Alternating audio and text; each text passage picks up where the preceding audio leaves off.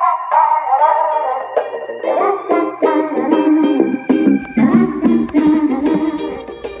everyone, this is Hayden with Tech Salt. Today I want to talk about why I'm really excited about iOS 11 and the new iPhones. First, I'll talk about iOS 11. I've been using it on my phone and my iPad for the past few months since it was announced and the developer betas were released. There's also been public betas. Generally, the difference between those two is that one's just one small release behind. It's really not a big deal.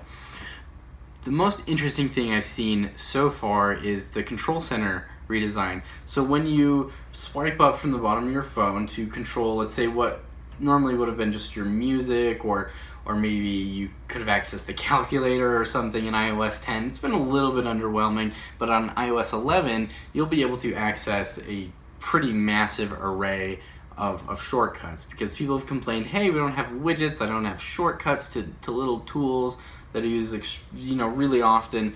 So Apple's kind of answered, hey, here's more accessibility. What we should be able to see, this is a list that's maybe not comprehensive but should include most things, is the flashlight, timer, calculator, camera, accessibility features, alarm, so your clock I think should be included in that. Apple TV remote, which is awesome. The do not disturb while driving feature, which is something that's going to be, hey, you can tell your phone I'm driving, don't, have some custom responses set for that. Guided access, which I don't really use. I think that's more of an accessibility thing. The home kit, so if you've got any type of home automation or anything like that, you should be able to access it a little bit quicker from the control panel. Low power mode for the battery, which, as we all know, has been helping battery life a little bit. The Notes app, so having direct access to Notes just a little bit quicker from the control center is cool. Stopwatch, again, would I think kind of go in with alarm, but I know on the Apple Watch they're set as separate things, so those will probably be two different buttons. Being able to access voice memos from the control center will be cool. The wallet will be nice as well. That should be in the control center. And I want to say that screen capture should be available from there as well. So that would mean native screen recording on the iPhone and the iPad instead of having to use some other type of software. Now, the most fun feature I think is going to be the augmented reality kit. Now, it's not a feature itself, but it's a set of technology that will kind of pave the way for really cool apps to be developed. We've seen a little bit of this tech already with Pokemon Go, being able to project a Pokemon onto your screen while you're looking at the world around you. It's really it's fun, but we should see some more practical applications of that. For example, with hopefully it sounds like IKEA may be developing on that technology a little bit, and perhaps you can see a couch or a bed placed in your room without having to purchase it and try it out in your home or try to measure and match things up. It should give you just a visual clue of what things should look like.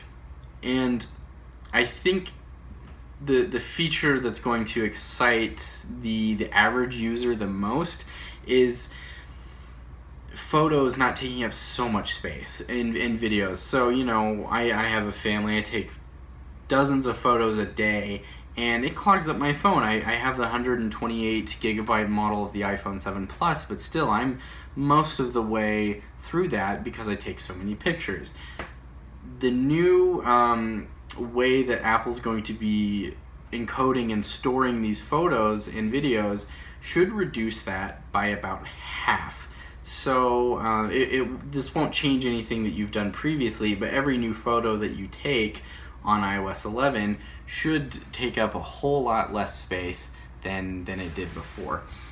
Another interesting feature that's not so much for the pro user, I think should be pretty applicable for everyone, will be the Apple Pay, the peer-to-peer feature. This hasn't been released yet, so I'm not seeing this on my phone currently, but it should mean that kind of like Venmo or Cash, there's a few apps like that have this peer-to-peer payment. You should be able to pay through messages to your friends, family, whoever, just someone that you have contacts with on messages. That will pay into a cash balance that you have.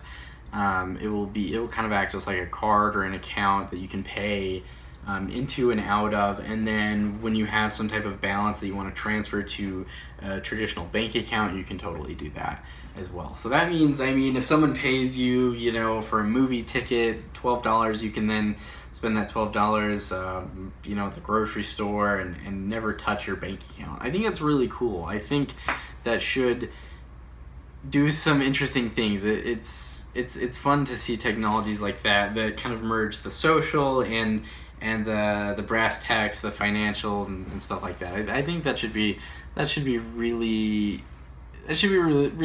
cool.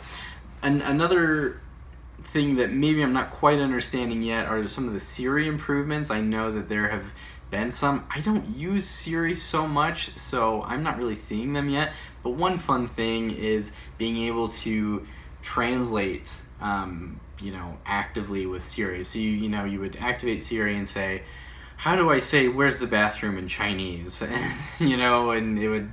I think Mandarin Chinese is what it is specifically using right now. But it'll spit something back at you and that you won't understand. But it could create for some really fun things down the road. Another feature that I'm not too thrilled to see, but maybe it's a good thing, is the ability to scan QR codes natively from the camera app. I don't like QR codes. I don't think they make much sense. I think the experience for them is broken, but this should improve things. I would now be maybe a little bit more likely to scan a QR code that I found on a sign on the street or something like that, and it will be able to actually identify a little bit of information about the QR code before you even click it, follow a link or what have you through it.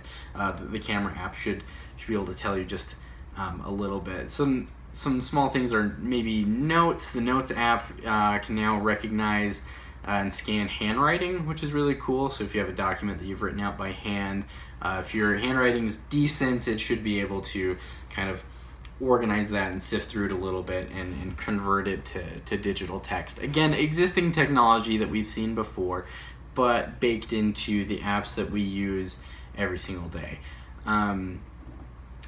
iOS11 has changed a little bit visually. You'll see some more rounded corners in the visuals.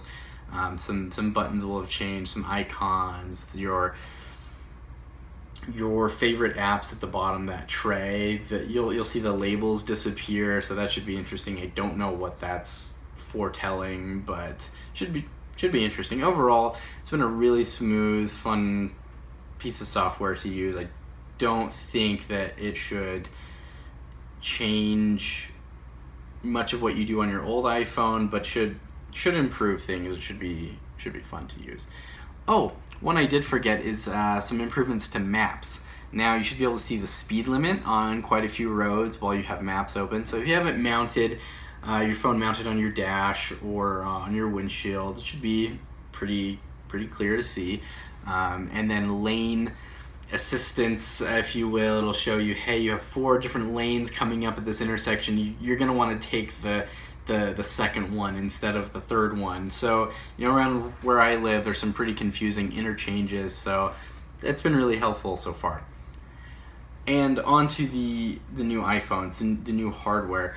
What we're probably going to be seeing are 3 versions of the iPhone, 3 models. One model would be the 4.7 inch screen, which is kind of like, let's say, the iPhone 7 currently. So it's called the iPhone 8. Then there'd be the Plus model, the 5.5 inch screen. These should look, honestly, quite a bit like the iPhone 7 and 7 Plus. I know the orientation of the camera on the back is going to be flipped, so that should be running vertical instead of horizontal. Maybe that's for videos. A lot of people are taking videos. I don't know. We'll see what kind of purpose that serves. We don't know much about what improvements those phones are going to have, if any, beyond just processor some camera improvements, maybe an extra gigabyte of memory. I'm not really sure there. I don't know that there are many color changes, I guess. There's perhaps a kind of rusty color, bronzy. I don't know what that is yet. I don't like it so far, so we'll see. I imagine that jet black is going to be gone. I don't think that went very well. But the most interesting part of the iPhone lineup is going to be this new iPhone that we're seeing.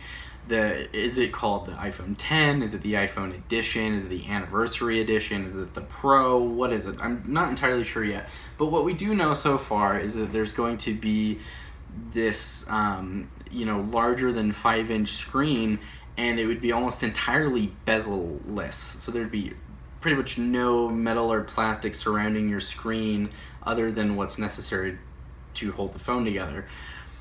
However, there's going to be a notch that's going to be at the top of the screen that's the size of your pinky nail that will hold, the speaker for phone calls and the selfie camera, if you will, and possibly some extra technology that will support this new feature that everyone's kind of up in arms about, called Face ID. I'm assuming it's going to be called Face ID because Touch ID was the last new authentication bit of technology. So Face ID should be what we're looking at. Anyway, what this will do will unlock your phone with the front camera and possibly some laser technology that will recognize by recognizing your face, essentially. Now, will this mean that to pay for something on Apple Pay on your phone that you'll need to use Face ID? Maybe it will. It sounds like, though, that Face ID should run basically just in the background. You shouldn't need to, you won't even notice that it's happening for the most part. Should be pretty secure, perhaps more secure than Touch ID. I don't know why it would change unless it was for the good, but we'll see kind of what that does. That means that Touch ID would go away on the Pro model. I kind of have mixed feelings about that. I'd like to still be able to unlock with my hand physically and touch something, but we'll see. Part of the phone that is kind of, again, a little bit uncomfortable is the lack of a physical home button. And it sounds like there won't even be, a virtual home button. Rather, there will be gestures that you use to show, your home screen or to do some things like that.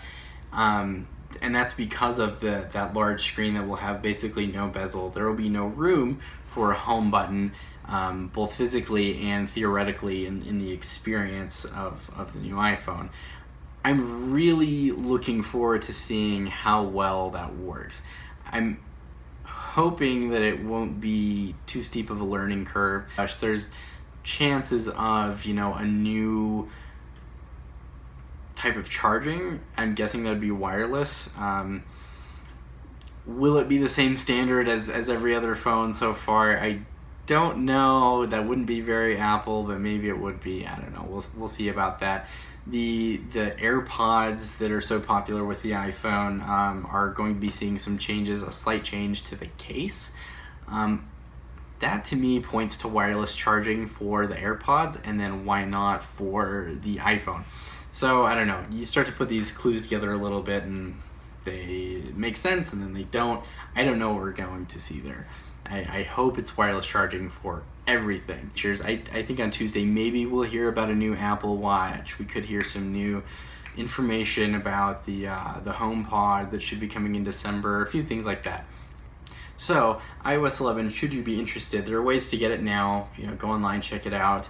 If you can wait, we'll probably see it late next week hitting any phone that you've got now. You should be able to download it and install it and try out some of the new features. The new phone, however, like I said, we won't be seeing for a little bit in in anyone's hands, but if you live near an Apple store or a phone carrier, should be able to go kind of take a peek at the new hardware within the next couple of weeks. And then I'll follow up with some of the things that maybe we were right or wrong about, and hopefully it should all match up and we should get some surprises. I feel like we've heard so much already, but hoping for some surprises. Thanks for watching and stay salty.